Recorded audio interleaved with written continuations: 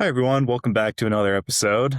Today's show, we're going to be having Patrick Cadle on. Patrick's been in family office for over a decade now and has experience in private credit and knows everything about buying and selling and servicing loans. So, Patrick, welcome on to the show. Hey, what's up, guys? Thanks for having me, Hunter. I appreciate it. Yeah. So, let's just get started and let's figure out what you do. So, just as a little background, can you tell people the quick pitch on what is your business and what do you do? Sure. So, for the last 10 years, well, I went to a small school college in Southern West Virginia called Concord University. After graduating there, like most people with a business degree, it's kind of like, all right, now what? Like, time to make money. So I jumped in with my family. My uncle been doing private investments for 40 years or so at that point, and uh, he basically took me under his wing, and I started to run uh, basically a branch of his larger conglomerate.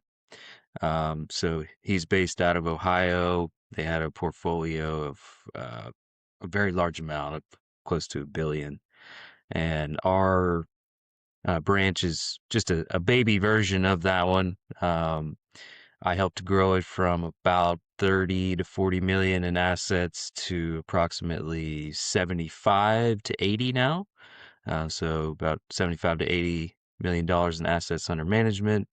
Um, we basically as simple as just operating like a bank that doesn't loan money. So we do all the aspects of it um, from front to finish, and basically have found our lane right above mom and pop and below institutional grade investors, and just sort of right there in the middle is where we have found that we have the best success. And basically, our business plan is going out there, leveraging our connections and relationships with banks and special assets people, and purchasing packages of loans, um, and basically all varieties and different types. Saying cool. So, how do you start doing some of this? Because, like, I'm a land investor, right? So I don't deal too much with banks and I don't understand it that much. So, getting into like more simplified version for a lot of people that might not understand it, you go out and you purchase loans or debt or notes, whatever you call it, from people or other institutions, or who are you buying these uh, notes from? Yeah, it's a good question. And probably, alongside the capital it's probably the hardest entry entry point to getting into this. Is just where do we source loans, right? So I can't give all the secret sauce, but we do use a lot of trading platforms. There are some large ones like DebtX. There are brokers out there who will connect you directly with banks. And there's, of course, a lot of AI technology out there helping you figure out different people who are actually looking to sell. But I will say for us, most of our success has come from my uncle, boots on the ground, going out there, meeting with these bankers. And even before the internet, before phones, before all that, he was traveling, and, he's been to every state in the country, visiting, doing due diligence on packages, and just building relationships. And I think people sort of underestimate how much of a relationship industry banking really is. Um, you know, a lot of doors just open up just because you know someone. So, we've sort of taken advantage of that, you know, kept the relationship strong. We always just do what we say. If we're gonna, uh, you know, take interest in a pool, and we're gonna bid, we're not just going to leave the seller with the hanging bag. Like, we're for sure going to come through and buy those loans, and we're not going to go back on that. And that's probably what's differentiated us, is that we put the money where our mouth is. And a lot of people will talk a big game and say, oh yeah, we want to buy this, we want to do that, but it never ends up happening. And that's the reason that we get called back so many times, is that we've successfully closed probably 2 to 3 billion through his network over the last Nice. close to 50 years. So, Wow. um, yeah. Yeah, that's it's similar to real estate, where if you're somebody who's consistently putting out offers and closing on them, then if you're working with other realtors, they're going to be more likely to want to accept your offer because you're consistent with actually closing. So, with the notes that you're Mhm. buying, you said that you buy all variety. Is that all variety in real estate, or like are you buying car loans off of people, or like what do these notes Yeah. entail? Honestly, that's probably what also makes us so different. A lot of people will try to stick to a certain lane and just say, oh, well, we only invest in commercial multifamily, or we only invest in single family resident mortgages.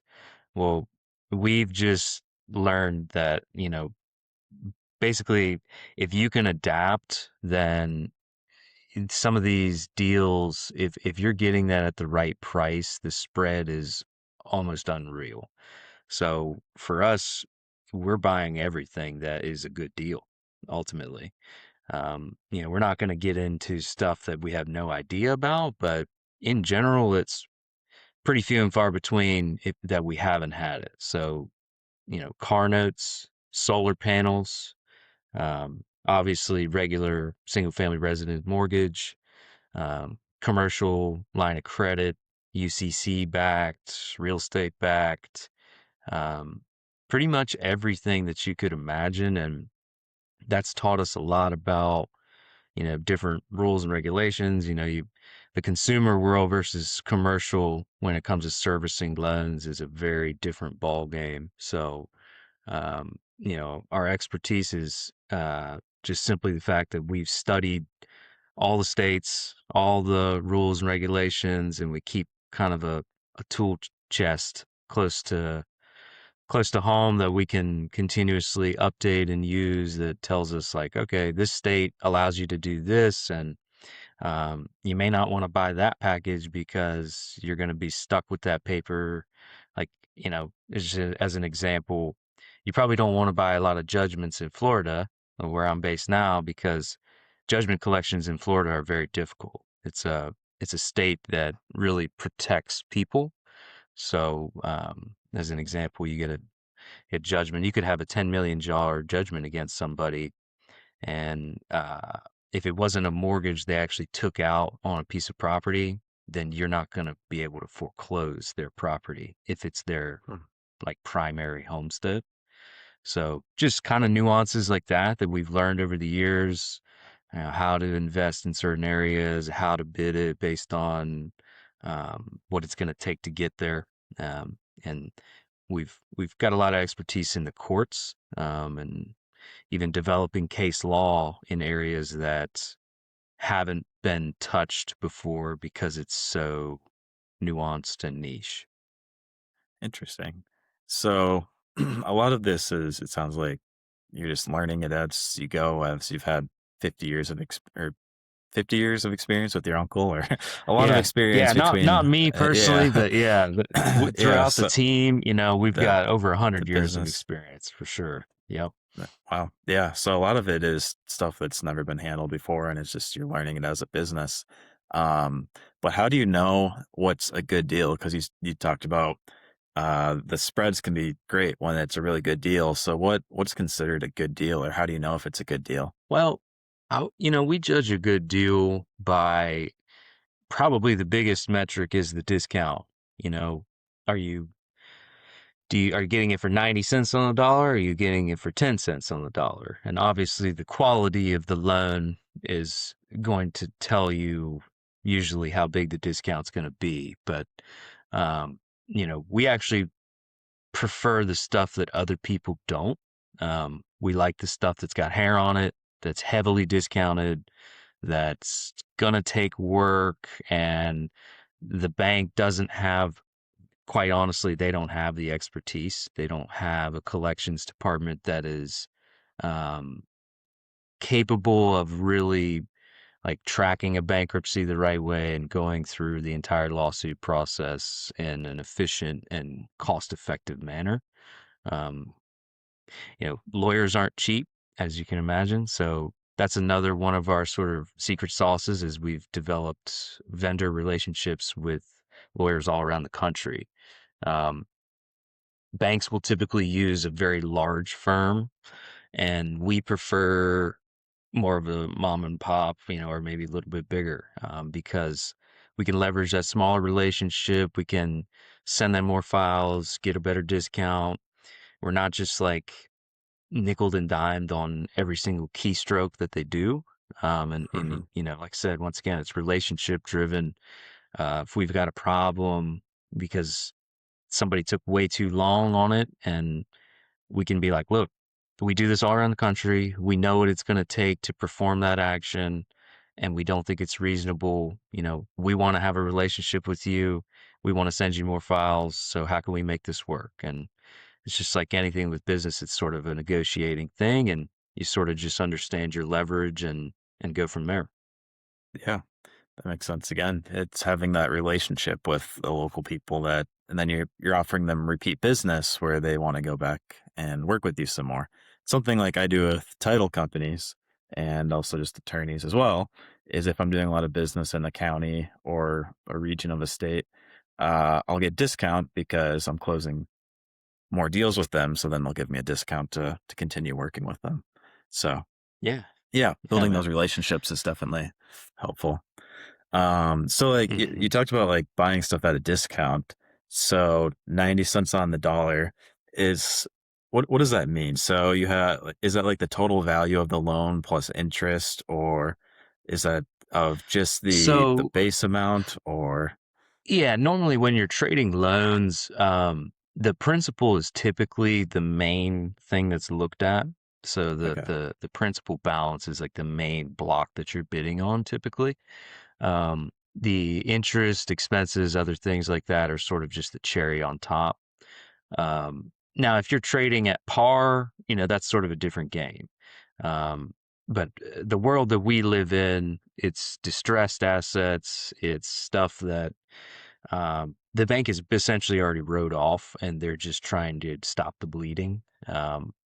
So we're coming in, a lot of times at 20 to 50 cents, and we've kind of maybe even gone in and weighted things different ways. Like, okay, this one's got collateral, this one doesn't. So, we only want to spend 10 cents on this one, but we'll get 50 cents on that one because it's got real estate backing it.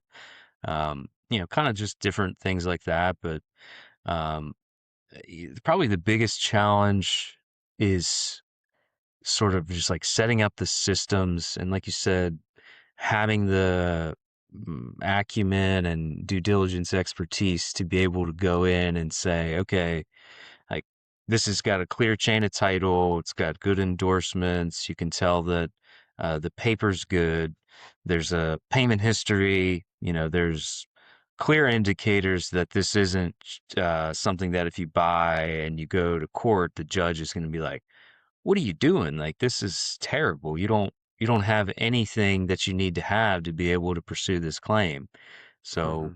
kind of just doing that background due diligence and really just understanding, like you said, what makes a good deal. Well, I would say 90% of the time it's based on the collateral you have to go after or the guarantor's ability to repay it. So Hmm. a lot of these guys, they sort of just really there's no other way to say it. They've robbed the bank.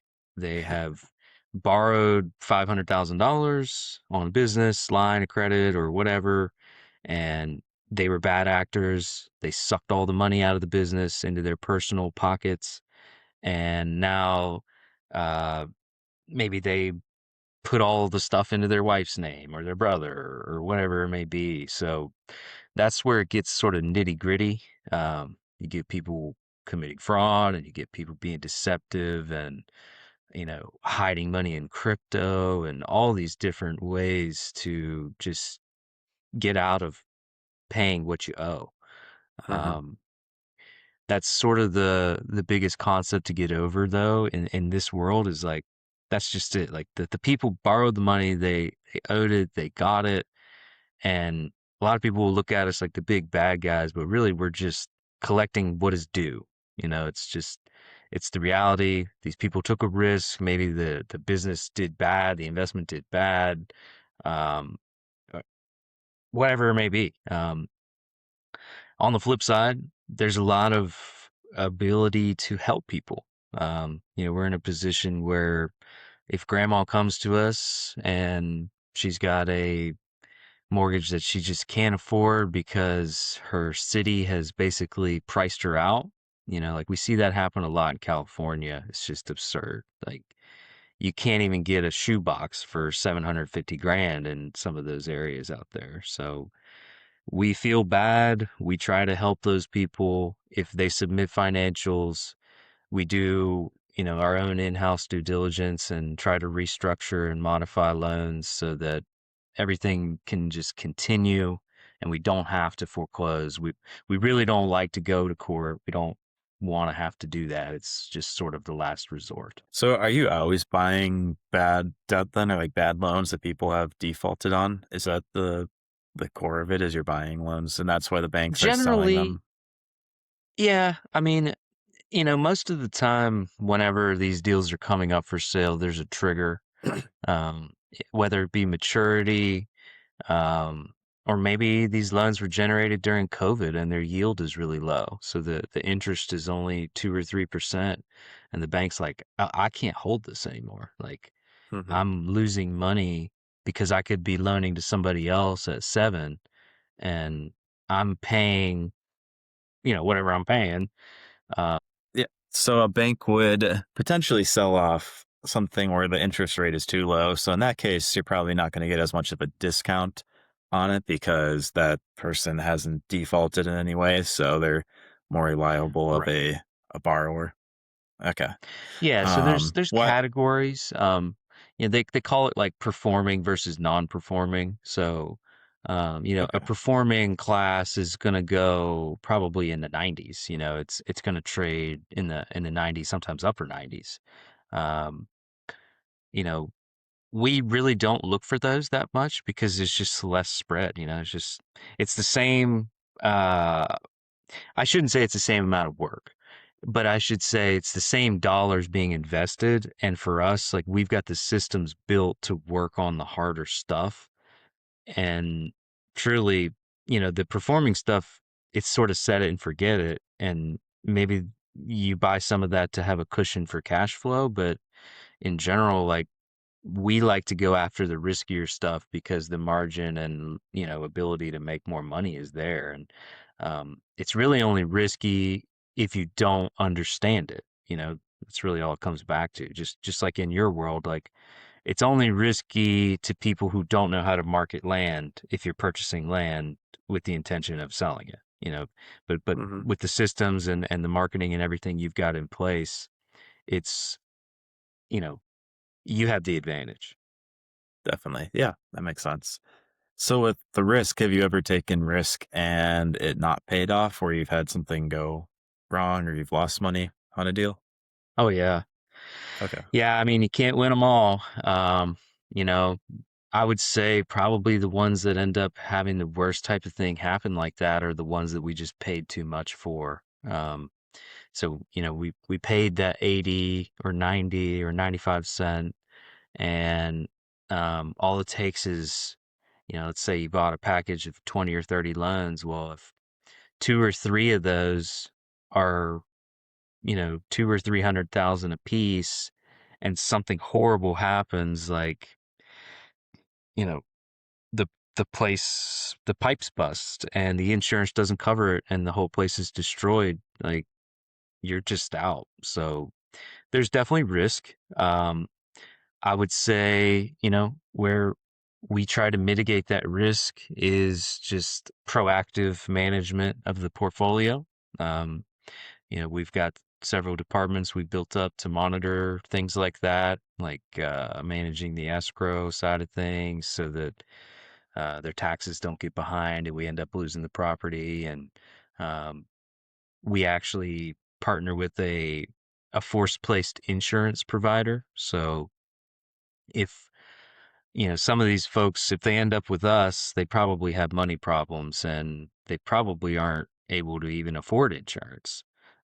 So we sometimes have to place it on ourselves and just kind of bill it to them so that we're protected. And, by law, you have to have mortgage insurance if you have a mortgage. So, um, or excuse me, property insurance. But that's kind of some of the ways that we've just mitigated is just putting in some sort of monitor and abilities to manage any time that something were to go sideways. But it's certainly not a perfect world. Like I said, I did have one in that exact example where over the winter, we had foreclosed on a property because the people just couldn't afford it anymore and they just let it go. And the pipes bust through the winter, but the Mm. foreclosure took about 2 months to finalize. So there was this kind of weird gray area between like who owns this? Like we don't actually have a deed in our name yet, so it's technically still in the other people's name, but they've abandoned it and we foreclosed it, but they still had their stuff inside. So there's these weird Mm. laws like you can't just go in there and start rekeying and doing all this crazy stuff. So we ended up really getting kind of pooped on that one because it the pipes bust and the insurance doesn't want to cover it because the people weren't heating the place like they should have been. And it's a fight. That one's not over yet, but there's a potentially a lot of money lost. It's a $200,000 second mortgage. Mm. First mortgage is even worse. They were owed like 500 some. So yeah, it's So, just kind of crazy. But so how do you fight out something like that? Is that just within court for the most part, or what happens then after like it is over? Are you in charge of like selling the asset, or um yeah, how so yeah, what's yeah, that we look like? do we do it all. I actually, as part of my role, run the REO department. So when we do end up with a property, the foreclosure process, I'm not sure how familiar you are with it, but you take a property foreclosure, it's going to go to an auction, and a lot of times the bank is the high bidder, but um, we're a little bit different. We try to play things very strategically, and our goal is not to hold the property. So we're typically bidding just below what we think it's worth so that an investor or somebody like you can come in, buy it at the foreclosure, and then we just get money and then you guys get to deal with the property. So, our game is not real estate as much as it is like the actual paper and the money that flows from that. Okay. So you've never gone through and actually like fixed up a property then to sell off after you've got it back. You No, try to okay. yeah, there's been like very rare situations where we've done minor cleanups or other things like that. But if the property's in like really bad condition, and a lot of times if it really goes all the way through foreclosure, it is in bad shape. And we just auction it. We just sell it as is, and somebody else can deal with the fun. Yeah, that's not what your business is. That makes Right, sense. right. So we can Yeah, we'll talk about the wins next, but I'm just going to do a quick read from our sponsor. So awesome. this episode is brought to you by DirectREI. If you're a real estate investor, you're probably juggling multiple tools to find and follow up with leads. One platform for texting, another for email, another for direct mail, another for your CRM, and somehow you're still buried in follow up. That's exactly why I built DirectREI. DirectREI combines AI texting, AI email, direct mail, calling, skip tracing, and a full CRM in one platform. The AI can handle the conversation, can qualify your leads, and can follow up automatically and keep everything organized so you can spend more time closing deals and less time managing software. DirectREI is designed to help investors run outreach across email, SMS, direct mail, and phone calls from a single system. Whether you're flipping land, wholesaling houses, buying rentals, or working commercial deals, DirectREI helps you find opportunities and stay on top of every lead. Best of all, there's a free plan available so you can try it out without having to pull your credit card out. So head over to directrei.com and see how AI can help grow your real estate business. Now, as we were saying, what is some of the wins you've had with this business? Like, what's a big win look like for you guys? Like buying something at 10% and it's Oh, worth 100%, or what's a big yeah. I win mean, story look like? well, I would say the craziest ones, the most lucrative returns that we've had would be kind of like I was explaining before. When you're buying these packages, you're only paying for the principal. Um, but some of these are really heavily defaulted, so they could have 50,000 in interest, late fees in the thousands, legal fees, who knows? Um, but also oftentimes when these loans end up in these distressed situations, the previous lender will restructure the loan and do what they call deferring the balance.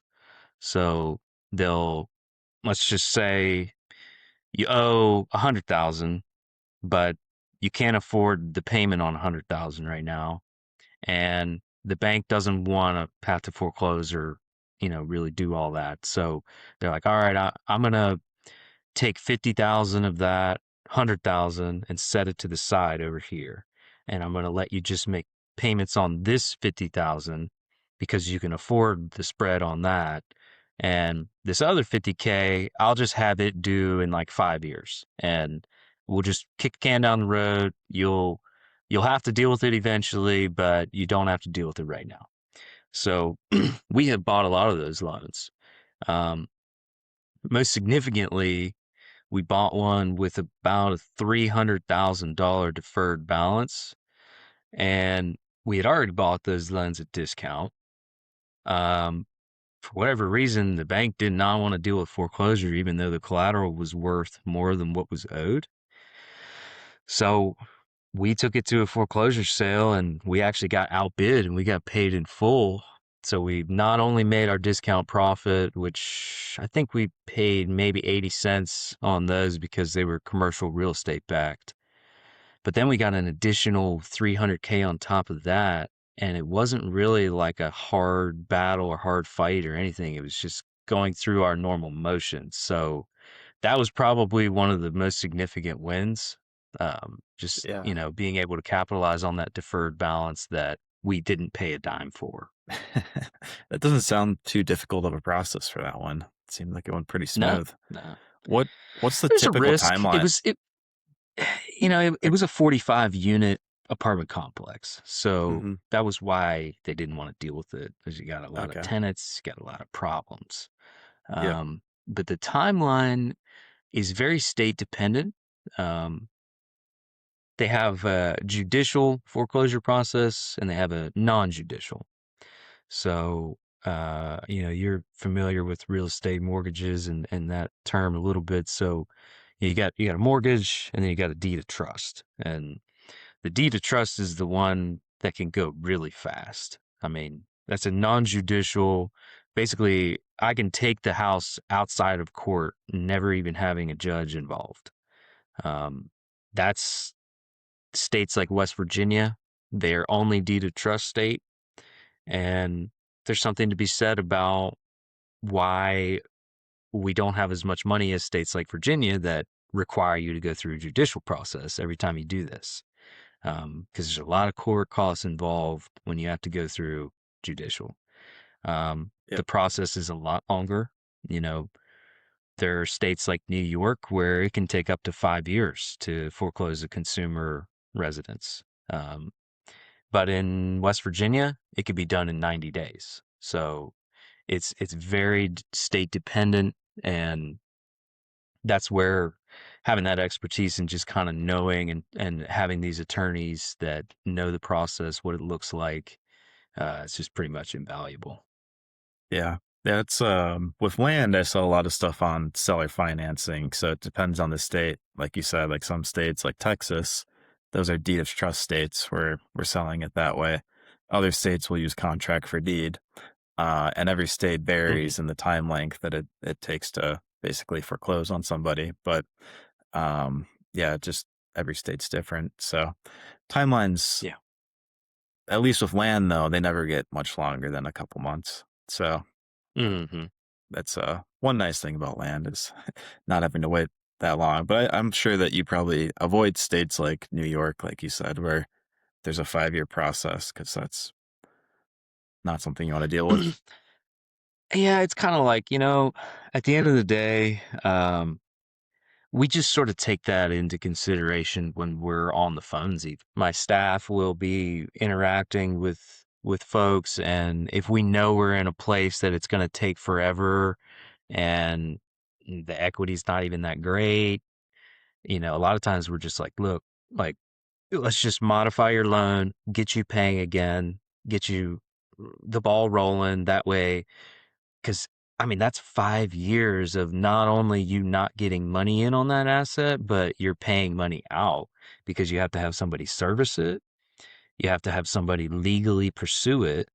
And ultimately, if it gets to a certain point, then you've got problems with like statute of limitations and the ability to pursue these things. And you just really don't want it to go there. So, we avoid court as much as possible. It's just the guys that literally will not do anything unless you're like showing up with a contempt of court, notice from the sheriff and they're getting arrested. That's the only time they're even coming to the table. It's kind of crazy. Yeah, till it's at their doorstep. Let's push it away. Yeah, yeah. So, I mean, we've literally had to have people arrested because they just won't show up to court to deal with it. wow. So the sheriff just has to go pick them up because they just Yep. refuse to come to court and deal with their problems. Yeah, I'm sure some people just don't realize that it's like real until they're actually there for them. So that's Yeah, yeah, it's exactly. funny. It's part of it. You don't ever think it Uh, could get that far for over some money owed, but I mean, mhm. it's a civil matter that the court can have quite a heavy hand on. Yeah, it's it reminds me of there's a show I watched. It's in the UK. I forget what it's called, but they have like their debt collectors is a little different. So they have the high court and they issue like a high court writ is what it's called, and then they can go to Yeah. your house if you owe money, and if the order says so, they can take goods from your house to pay off that Oh, writ, that's which actually the same. We have that is it. here. It's called a writ of execution. Same concept. You can show up with the sheriff if you've got a list of items, like maybe you had an insurance policy, so they've got some fine art or cars Mhm. or whatever. Yeah, you can do that. I would say another, we were talking wins, another lucrative, just sort of insane, like I would be so sick if it happened to me, but it is what it is. You owed the money. We had a judgment on a guy and um, we found out where he was banking and you can just take the money straight out of their bank. And we took 60 grand from a guy overnight because Wow. he forgot that he owed the money, I guess, and just like a couple years had gone by and his business had done well. And then we found him and he was calling us to pay us off real fast right after that because that's Yeah. that's devastating. Oh, for sure. That's Yeah, yeah, that's crazy. But I guess you owe the money, so it's not really yours to that's right. begin with in the first place. That's really, there's times where I will feel guilty about it, but then I remind myself, like, well, look, I'm paying my bills. I'm doing what I need to be doing. Like, and if these guys are out here taking these risks and borrowing this money, like, they've got to do the right things too. Everybody's got to play by the same rules. Yeah. Yeah.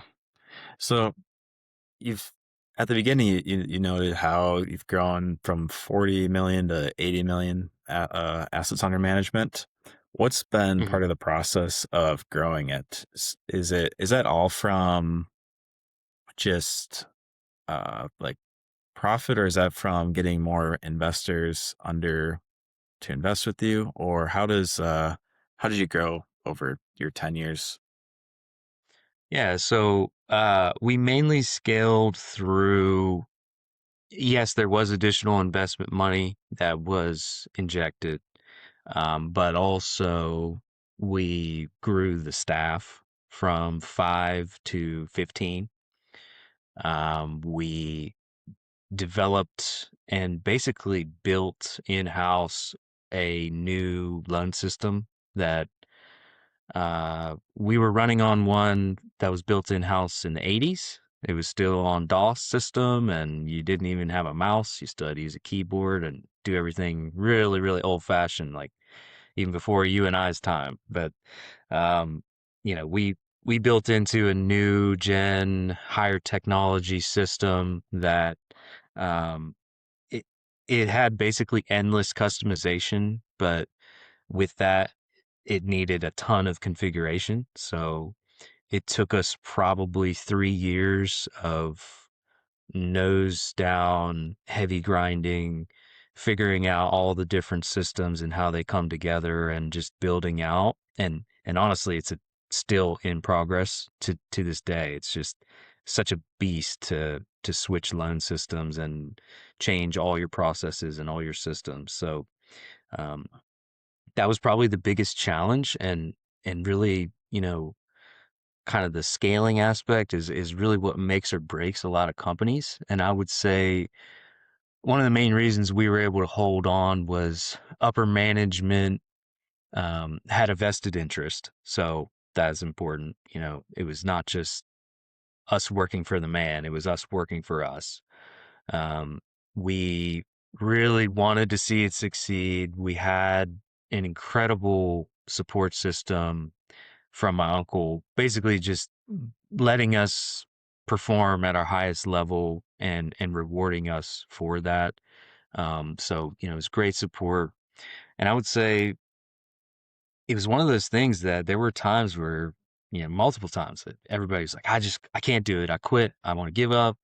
And then I think people would go home and realize like we put so much into this and it's so close, like we just need to keep going. And once we're there, like you can see the light at the end of the tunnel, and like things are getting better. It's harder right now, but change is hard, and we just need to appreciate that we're trying to make things better.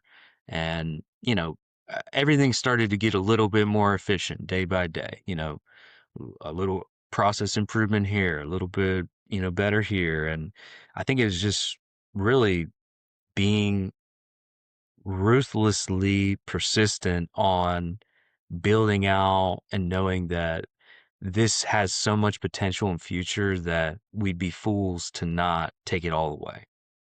Yeah, makes sense.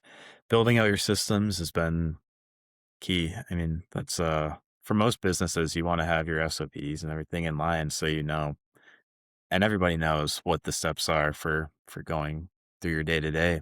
That's one thing I've worked Yeah. on a lot with the land business is just creating all of my systems, and it makes it a lot more efficient. Because when I started, I've been doing it for almost 7 years now, and I was doing everything right, and then eventually I started hiring employees, and I have VAs and everything to help with the process of making it a lot smoother. But one thing I learned is when you hire somebody, like that's basically it's kind of like another task for me then is I have to manage that person. So in order for it to be more efficient, you have to have all your systems in place so they're not asking you multiple questions every day on what needs to be done. So yeah, building out those systems is definitely important. Um, Looking over like the entire industry right now, from when you started to where you are now, have you seen any industry changes or overall like the market for notes and loans? Has that changed? Like, how is the overall economy of the business for you right now? Sure. So, um, like really a lot of this is worked on. The bigger vision and business plan is a lot of my uncle and my family, basically just adapting to the times. He's been doing it for so long now. He's seen the swings, and he's seen the 2008 crisis, and there was another one before that. I don't even remember, sometime in the 90s. And, he's lived through these. He knows what these cycles are like. And I think it's really, if you're going to survive at the end of the day, you just have to learn how to adapt. There's going to be all sorts of different challenges. There's different inventory available. There's uh, a lot of times we have more money on hand than we can be able to invest in an area that we really want to put it. So it was, I think, probably easier to source better stuff in the past because there was less people doing it. And um, it's just sort of more regulation ridden now. We're entering a world that we're not in the wild wild west anymore. When he started in the 70s, 80s, things were very like, you could pick the phone up and like cuss somebody out and like, I'm gonna come take your stuff if you don't pay me, like all the crazy. I'm not saying he did that, but it was just a very Yeah. different world. Today, like, you say one wrong word and you can get sued. So it's you just really have to be compliant. You have to be aware and cognizant of all those different things. And for us, like, there's been periods where, like, the business, you always want to try to have a stable cash flow kind of cushion built in. But the only way to really grow your business the way we wanted to grow it was to take kind of crazy risks. And, you know, buying the stuff that nobody else wanted to touch. Like, you know, I can't say who, but very large solar provider out there we bought loans from because nobody else wants to deal with those loans because they've got a lot of problems. And there's a lot of regulation and audit oversight over those types of things. Attorney generals fighting, saying they don't work, and just a lot of drama. So, like, we'll take those because we know we can work them one on one, and we don't have the red tape that banks do. So we have the flexibility to be able to really work them in a whole different way. Yeah, being a smaller company, I suppose it's a lot easier to navigate those and you can, change directions when needed compared to a big bank that has even more red tape than you guys have in place. So that makes sense. That's right. And I mean, we still do have covenants. We do bank financing as well. We borrow money, like a working line of credit, to be able to continuously buy loans and support operations and things like that. And so we do have some loan covenants ourselves that we have to deal with. But um, for the most part, we have had the most success in just being in the right place at the right time and having the expertise to say, okay, this is this is roughly what we would want to bid. This is what we think they're worth. And if it does even better, great, but we know we'll at least get here. Yeah. Yeah, that makes sense. Interesting.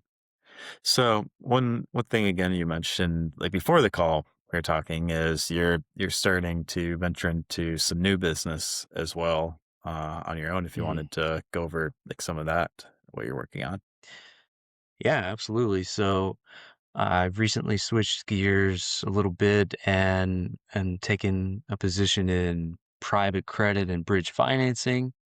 Um, I've always really liked commercial real estate, and I have been working in distressed assets now for a long time. So, uh, pun intended, I know how to bridge the gap between people who are kind of struggling and the banks.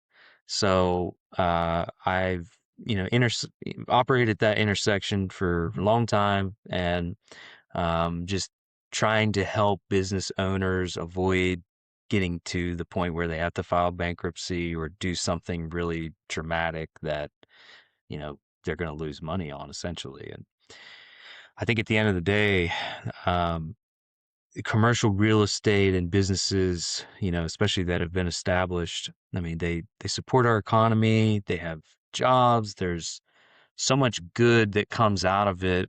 And I hate to see people fail. I love to help people, So it's a new role that allows me to still work in private credit and distressed assets, but also help business owners and kind of bring a unique value of like, all right, let's figure out how we can get rid of this temporary problem and get you back in the green so that you don't, you know, basically my slogan is, we turn bank declines into borrower comebacks so that people can, when their loan comes up due, or maybe their bank is even just calling their note because they've shown negative cash flow and they're starting to have problems because they lost a contract or they tried to expand their facility too rapidly and they spent too much money on investing and now they don't have operational money.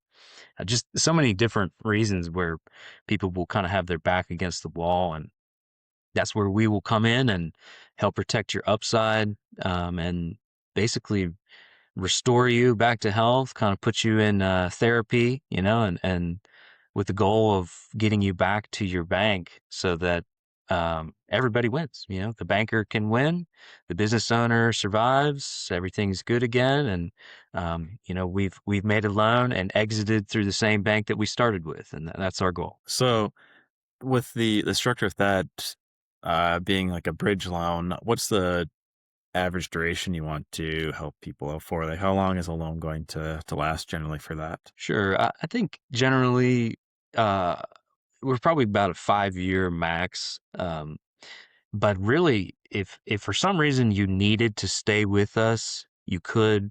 But I mean, you know, most people will probably want to go back to a bank. We're not your permanent source of capital because we're just a little too expensive. We're supposed to be a temporary bridge. So, you know, we've had people stay up to 5 years, sometimes even a little bit more if they needed it. But um, generally, it's a 1 to 3 year thing. That way, after the 2 year mark or so, people are back to green. We've given them an interest only loan so that they don't have to pay down that principal. They can put a little bit extra cash in their pocket to be able to fix whatever problem they're going through.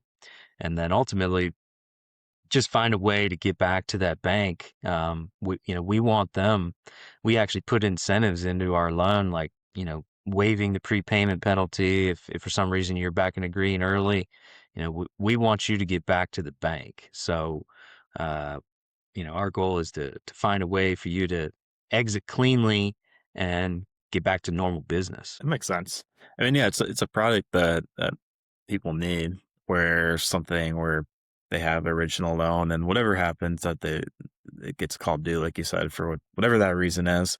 And the business is still functioning, but it might just need some other sort of financing for the meantime to finance it. And then of course there's gonna be a higher interest rate that goes along with that, I'd assume, just because it is like a specialty type loan. And it's supposed to be a short term, and then they get to Yes. go back to their bank, or like a traditional financing after everything stabilizes. So yeah, I mean, there's Yeah. definitely people that would need that, and it makes sense.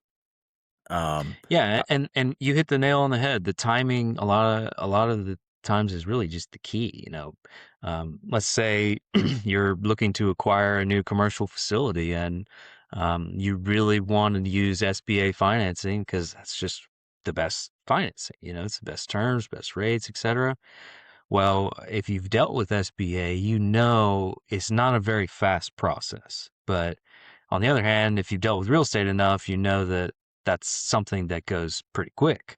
So if that property's on the market, you've got to find a way to lock it down if it's the right place. So, we could potentially be a bridge for people doing acquisitions while their SBA loan, kind of gets ironed out.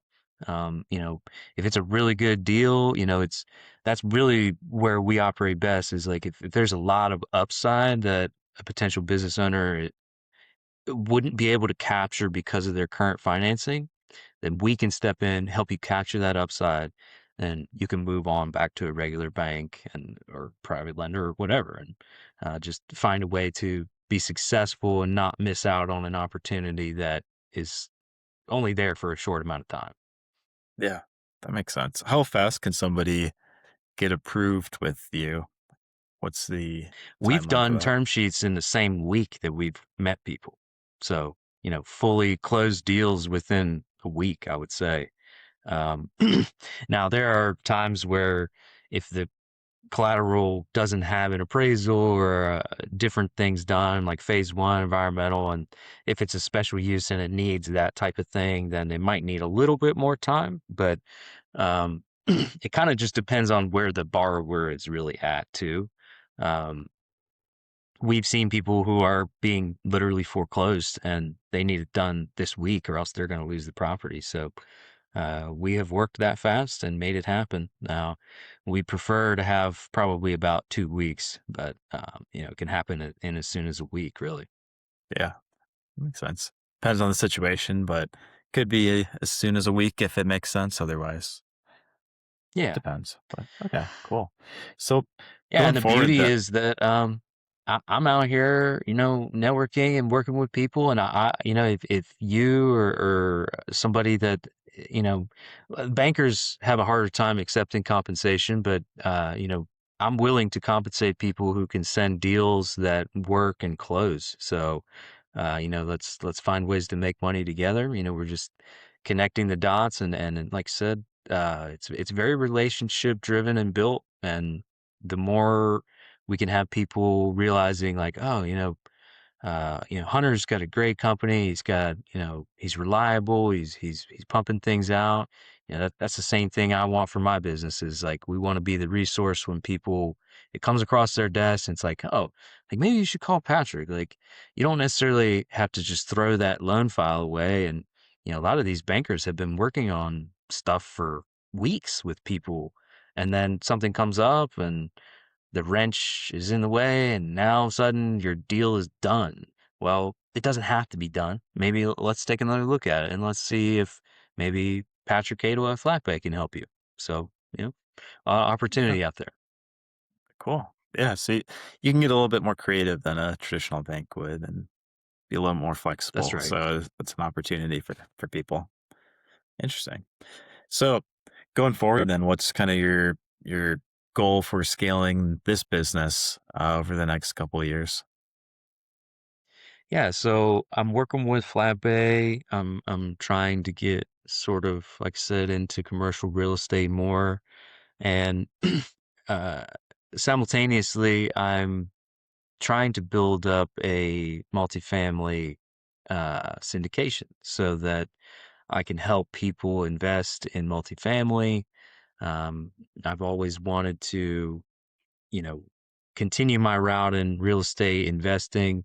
I've, done a lot more of the paper side of things, so I'd like to work with real properties, real people, doing, just sort of the next level. And I want to raise capital, find a way to build that out, and just continuously target good areas and use my expertise in banking and underwriting deals to help people make money. Awesome. So where should people find you if they want to, work with you on a syndication, or if they have need a bridge loan, or um, anything? If they have anything to refer to you, where should people contact you? Yeah, so probably my most active is my LinkedIn. It's my professional network, and I use that to connect with people for the most part. Um, got a website that's sort of being built right now, so can't share that quite yet, but it will be coming as well. And yeah, I think right now probably LinkedIn, and I can also share some marketing materials and different things like that to kind of give people an idea of what our terms would look like if you've ever got a commercial real estate deal that you think might be something that we would want to take a look at. I'm always happy to do that.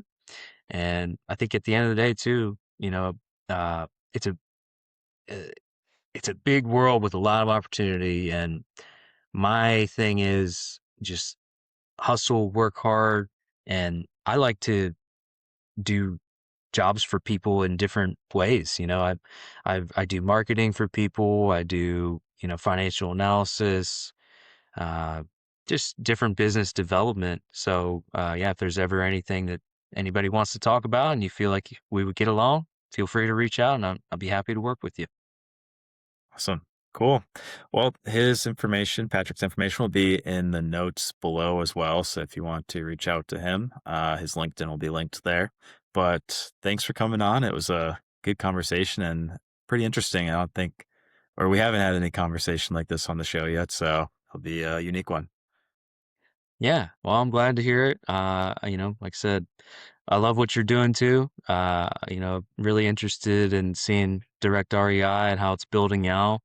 Would love to test that out. I think it's a really useful tool. So definitely want to get more involved with that, and really appreciate you having me on. Awesome. Thank you. Thanks, Hunter.